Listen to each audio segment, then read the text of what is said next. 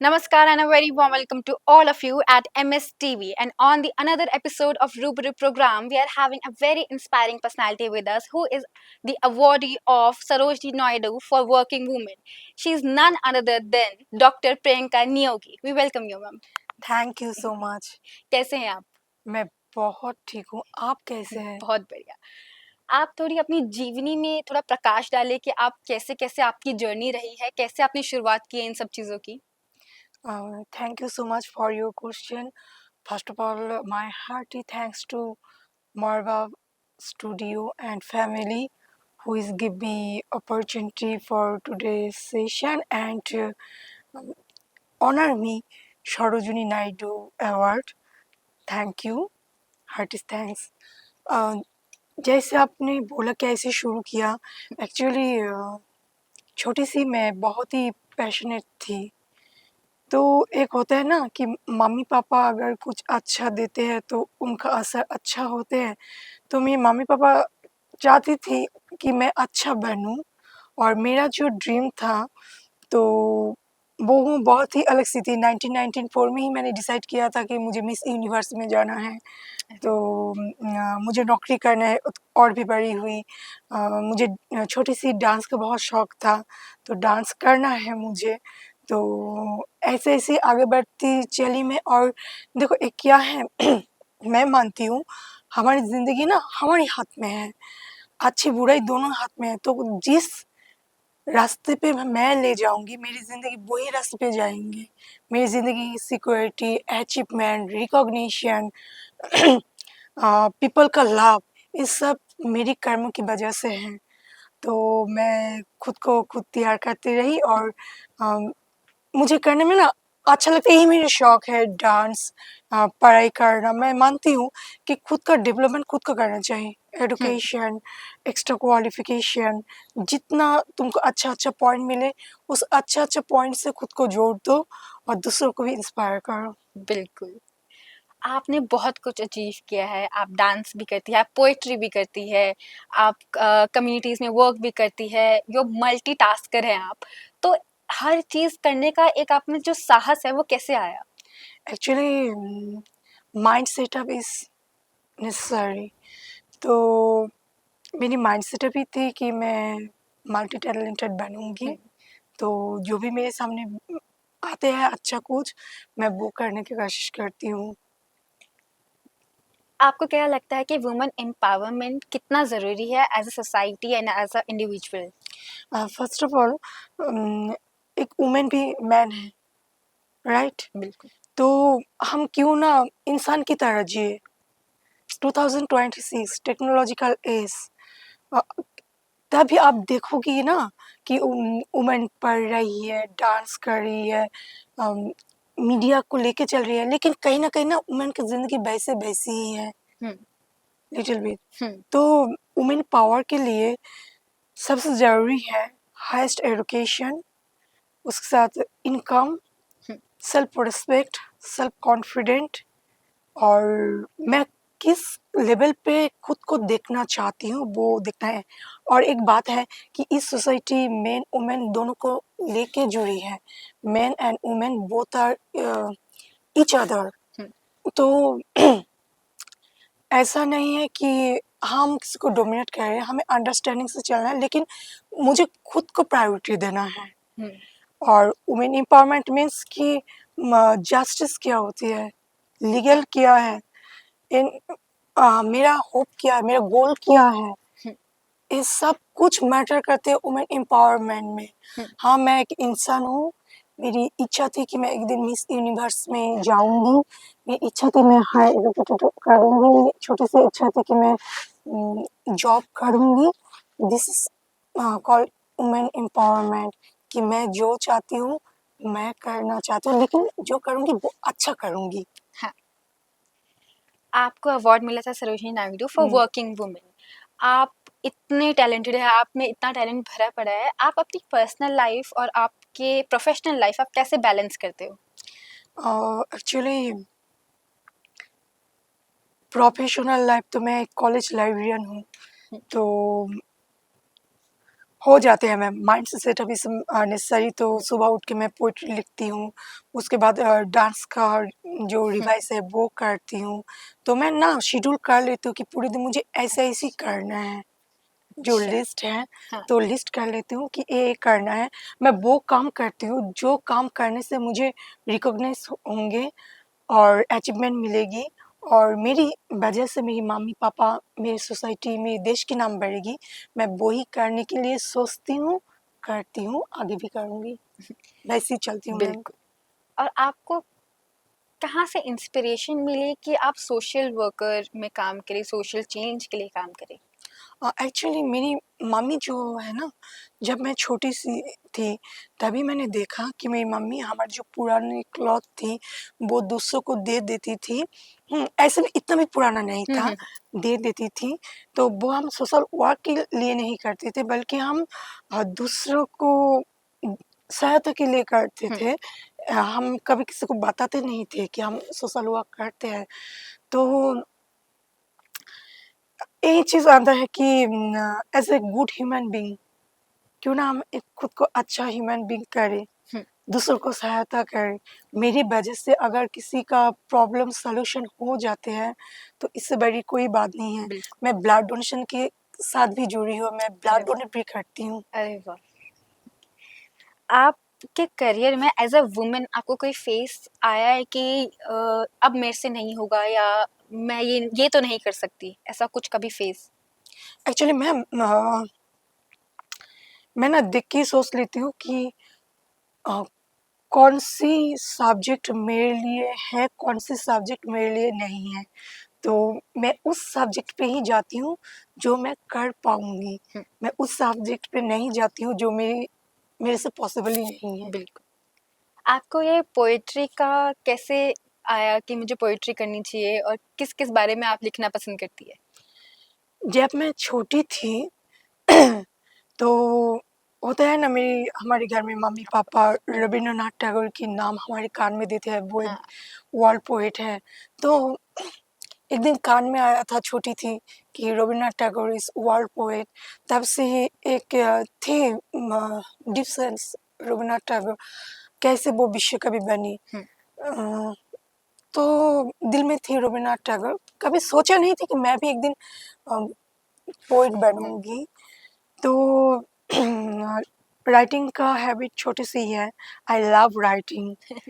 तो उसके बाद आई वो समर 2019। तो उस टाइम पे मैंने लिखना शुरू किया। अच्छा, मेरी फर्स्ट पब्लिकेशन फ्रॉम बांग्लादेश। तो मेरी फर्स्ट अवार्ड भी लिटरेसी से बांग्लादेश से ही है। अरे वाह!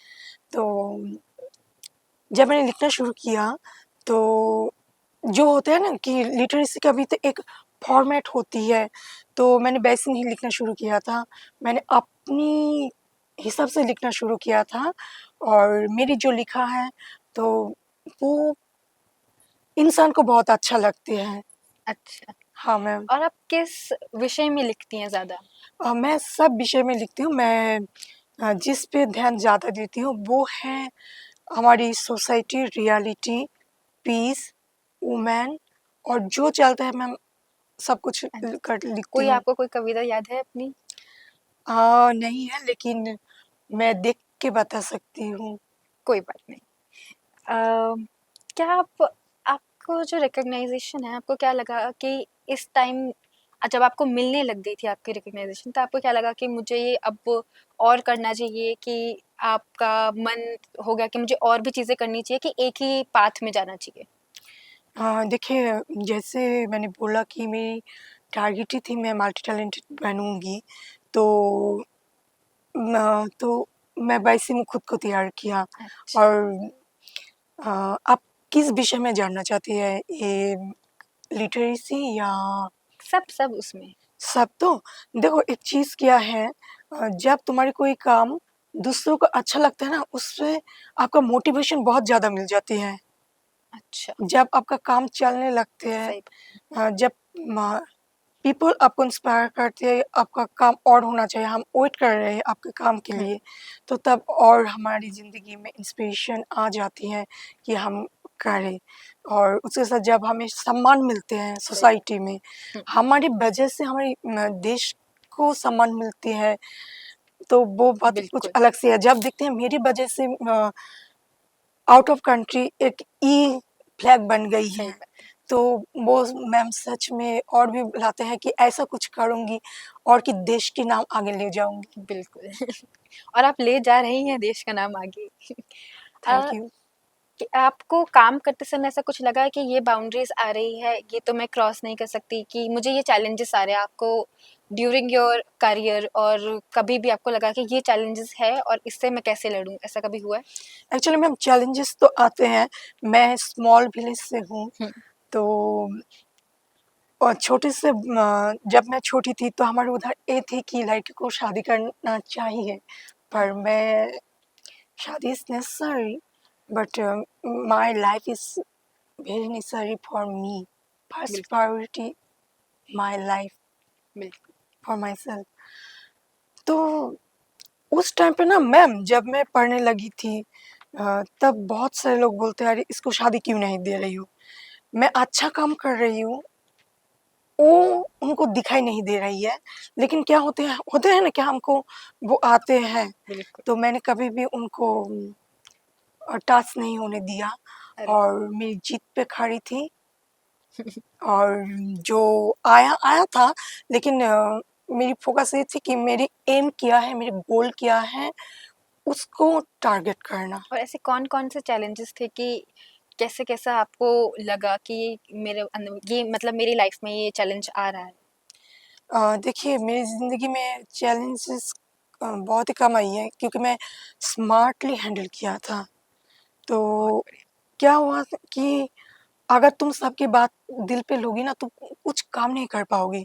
सो सही बात है। डोंट केयर जो वर्ड होते हैं ना, हुँ, तो उसको मैंने पकड़ लिया था, और मुझे पता बढ़िया, है कि मैं कौन-सी काम करने जा रही हूँ।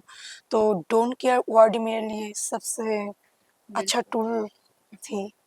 तो ऐसे था, और अगर तुम बोलोगी तो एक मोमेंट आया था, जो होते हैं ना हमारे क्लोज़ के लोग, हुँ, उसका सबसे ज़्यादा लगते हैं। तो तब मैंने फेस किया था, लेकिन मैं मेरी अटेंशन पे खड़ी थी, बढ़िया, और मैंने आंसर मुँह पे नहीं दिया, आंसर मैंने काम पे दिया। बिल्कुल। जब आपके फेस चैलेंजेस आए, तो कौन वो इंसान था जो आपके सपोर्ट में हमेशा हर दम खड़ा हुआ था? एक्चुअली मैम ज़्यादातर लोग ही मेरी सपोर्ट हैं। अरे वाह!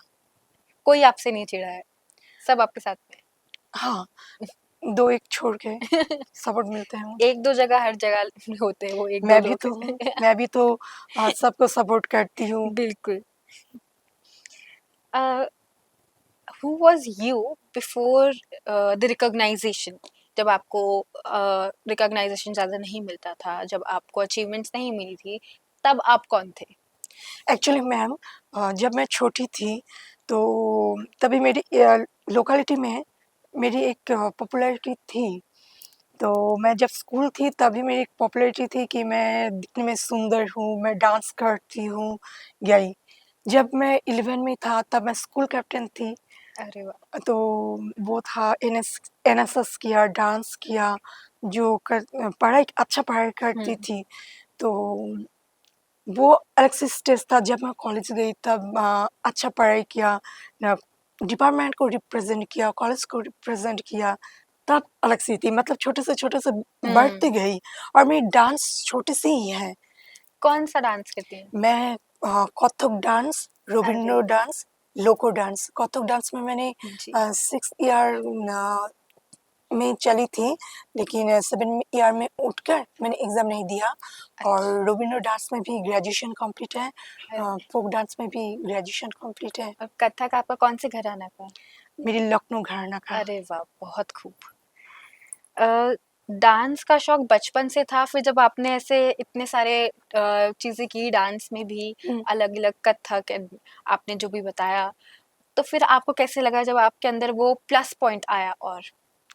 मैम जब मैं देखा कि मेरे काम सही चल रहे हैं, मैं सही चल रही हूँ, लोग मुझे फ़ॉलो कर रही हैं, आज नहीं, वो मुझे फ़ॉलो स्कूल से ही करती थी। बचपन से मेरे था कि जो मेरे सामने से हैं, वो मुझे कॉपी करते हैं, सोचते हैं कि मैं क्यों ना करूँ, तो वो मुझे और कॉन्फिडेंट करती थी। अरे वाह! चलो मैं जो करूँगी वो ठीक ही है और आज तो और भी हैं। बहुत बढ़िया। और देखो क्या है कि खुद की प्लेस खुद को तैयार करना पड़ते हैं।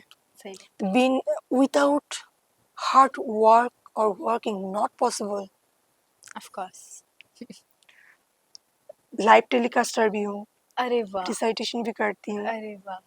आप बिल्कुल मल्टीटास्कर हैं। डीटीएससी ऑर्गेनाइजेशनल भी हूँ अरे बाप रे! और इंटरनेशनल रिप्रेजेंटेटिव ऑफ मदर बिल्कुल, टेरेसा फाउंडेशन। बिल्कुल, बिल्कुल। अ, आप आपको ऐसा क्या लगता है कि एज़ अ वुमन आप किस वुमन से बहुत इंस्पायर होती हैं? एक्चुअली मेरी माँ से बहुत इंस्पायर होती हूँ। उसके बाद जो है कि सुष्मिता सेन, ऐश्वर्या सुष्मिता। राय, बिल्कुल, बिल्कुल। वो दोनों जो थी। उसके बहुत बाद खूब। हमारा जो कॉन्टेम्पररी फाइटर वुमेन झांसी रानी, अरे वाह! सरोजिनी नायडू बिल्कुल। और भी जितनी हैं, जितनी राइटर, पोएट, फ्रीडम फाइटर जो है सबसे मैं इंस्पायर। सबसे आप अलग-अलग तरह की खूबियाँ लेती हैं। हूँ। बिल्कुल, क्योंकि देखो खुद का जो है ना फाइट खुद को करना पड़ती है। बिल्कुल, तो खुद का फाइट करना आपको पड़ेगी अगर आप ज़िंदगी में आगे बढ़ना चाहते हैं तो। बिल्कुल। आपको अपना साथ बिल्कुल देना चाहिए। एकदम। आपको जब अवार्ड मिला सरोजिनी नायडू, हुँ। आपके अंदर क्या फीलिंग थी? कैसा आपको लग रहा था? मैम सच बताऊँ अ, बहुत ही एक ना अलग-सी सुकून मिला था। मुझे अवार्ड मिलते रहते हैं मतलब अवार्ड मिलना बहुत एक समझ गई, होता है प्रीशियस चीज़ है। प्रीशियस चीज़। इनविटेशन मिलना, अरे इटली में उस बिल्कुल, प्रोग्राम है आएगी, अर्जेंटीना में प्रोग्राम है, बांग्लादेश की प्रोग्राम। लेकिन सच बताऊँ खुद की कंट्री से इस मारवा फ़िल्म स्टूडियो से जब मैंने सिलेक्ट हुई थी, तो मैं शेयर नहीं कर पाऊँगी कि मुझे कितना गर्व हुआ था। तो स्पीचलेस एंड और एक चीज़ बहुत अच्छा लगा मुझे कि मैं जानती नहीं थी, कोई मुझे एक इन्फॉर्मेशन दिया था कि अच्छा, तुम अप्लाई करो। अच्छा ओके मैं करती हूँ, ऐसे थी। तो उसमें से सिलेक्ट हो गई हूँ और मुझे इनवाइट कर गया था। तो this is the great honour for me. और बिल्कुल, अपूर्वा मैम था तो एक दिन मुझे फ़ोन आया था, अरे किसका फ़ोन आई है?